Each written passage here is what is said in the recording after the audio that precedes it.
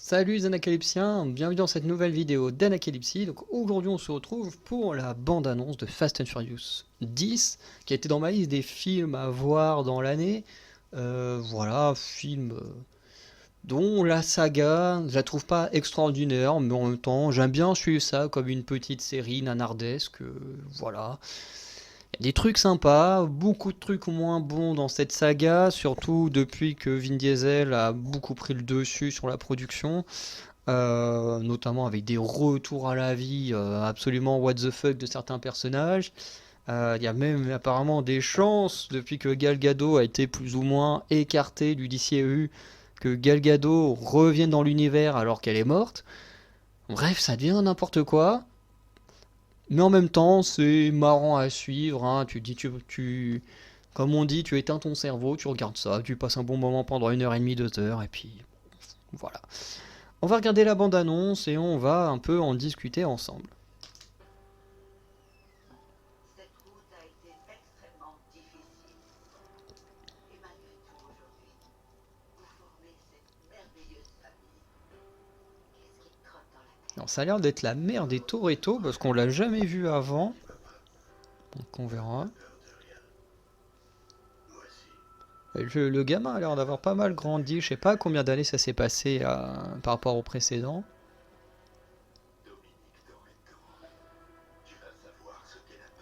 Donc avec Jason Momoa en méchant.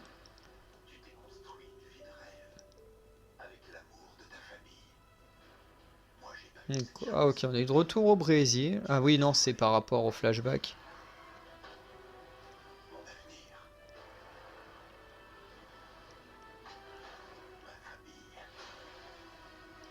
Parce que du coup, ouais, on va apprendre comme ça, sorti de nulle part, que Jason Momoa est sûrement le fils du grand ponte au Brésil, quoi. Enfin, n'importe quoi.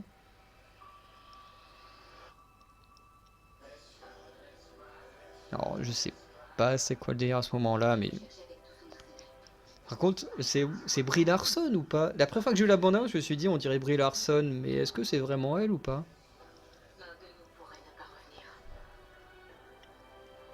Mais on doit se battre. Donc, retour de John Cena, mais cette fois du côté de Vin Diesel.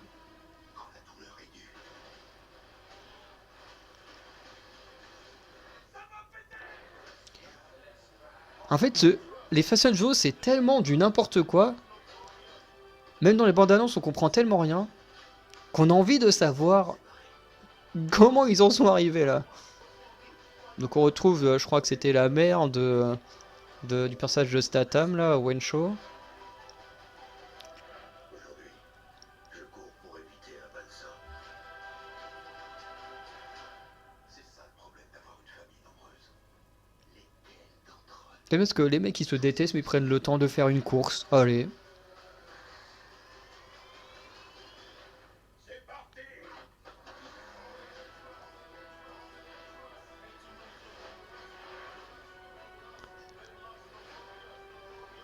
Voilà, retour de Owen Shaw. Tu sais toujours conduire? À ton avis? Alors quand même, hein, Owen Shaw est censé avoir tué Han. Hein, On joue dans la même cour. Ouais, non, Michel Rodriguez, tu n'arrives pas à la cheville de Brie Larson. Hein. Alors oui, j'ai une haine envers Michel Rodriguez. Oui, mon fils, je suis là. Je sais pas, moi, une femme qui passe son temps à voyager entre la prison et le cinéma n'a rien à foutre au cinéma. Hein. Il arrive. Tu pourras jamais me prendre ma famille. Et en plus, c'est pas une bonne actrice, donc...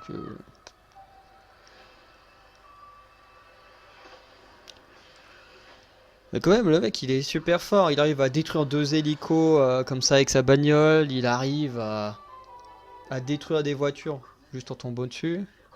Ok, retour de Charlize Theron, toujours du côté des méchants, apparemment.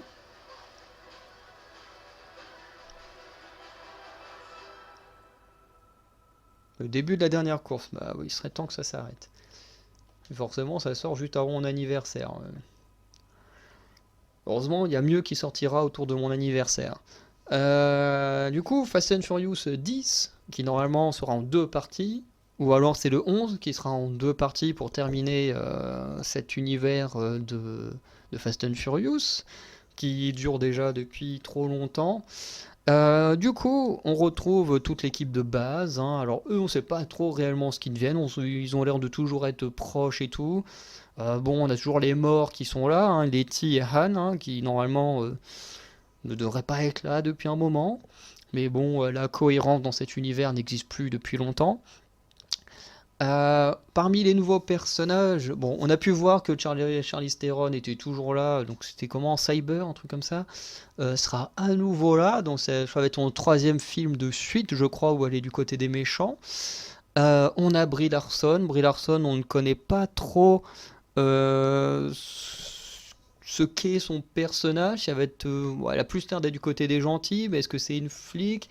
Est-ce qu'elle remplace un peu le passage de Helena Reyes en tant que genre flic dans une ville et puis qui va les aider ou on ne sait pas trop à quoi s'attendre de Brie Larson. En tout cas, ça va être cool de la voir. Et j'espère dans un registre différent de son rôle en Captain Marvel, parce que voilà, ce serait pas plus mal, parce que Captain Marvel est juste un personnage imbuvable au cinéma, alors que dans les comics, le personnage est plutôt cool. On a John Cena qui fait son retour également de côté des gentils, Jason Statham en Owen Shaw qui revient à nouveau. Voilà, donc est-ce que on nous cacherait pas le retour de The Rock? Bon, j'en doute parce que bon, entre The Rock et Vin Diesel, ça a été compliqué pendant un moment.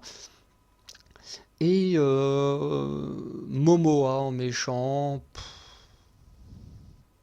Momoa, honnêtement, il me donne pas envie de voir le film. D'un côté, en fait, avec Momoa, d'un côté, il y a ce truc où il est gigantesque. Il a une stature, un charisme, où il représente la puissance et tout. Et où tu te dis, ouais, en tant que d'un affrontement en un contre un, ça peut donner une baston absolument incroyable. Et je suis quasiment sûr qu'on aura ça dans le film et ce sera super cool. Mais en attendant, j'en ai marre que la quasi-totalité de la filmographie de Momoa, ce soit que des grosses brutes. Parce que ouais, Momoa, je le connais depuis Stargate Atlantis, ça fait super longtemps. Alors certes, il n'a pas fait que des rôles comme ça, parce que je vois déjà les gens qui vont dire oui, mais t'as pas vu tel film ou tel truc. Je sais qu'il n'a pas joué que ça. Mais une grande majorité de ses rôles, c'est ça. Et ça me saoule. Parce qu'il a la capacité de faire d'autres choses, mais il reste ancré dans les mêmes choses, dans les mêmes rôles. Et après, on sait que c'est aussi la cause de l'industrie hein, qui est comme ça. Quand ils ont besoin d'un certain type de personnage, et ben, ils vont appeler ceux qui sont le plus capables de les jouer. Donc au final, les gens ont tendance à toujours refaire les mêmes choses. Et c'est un peu chiant. Et du coup, voilà, Jason Momoa, c'est compliqué parce que d'un côté, je l'aime bien. D'un côté, dans ce film, il peut apporter quelque chose parce que voilà, il a quand même un charisme, une stature et tout. Et en même temps, me dire putain, on va encore le revoir dans le même style de rôle qu'il a déjà fait on ne sait combien de fois, bah ça me fait chier. Même si là, du coup, il n'est pas du côté des gentils mais du côté des méchants, mais ça reste quand même le même style de personnage. Bref. En plus, tout son personnage n'a pas de sens. Il revisite à mort Fast and Furious 5.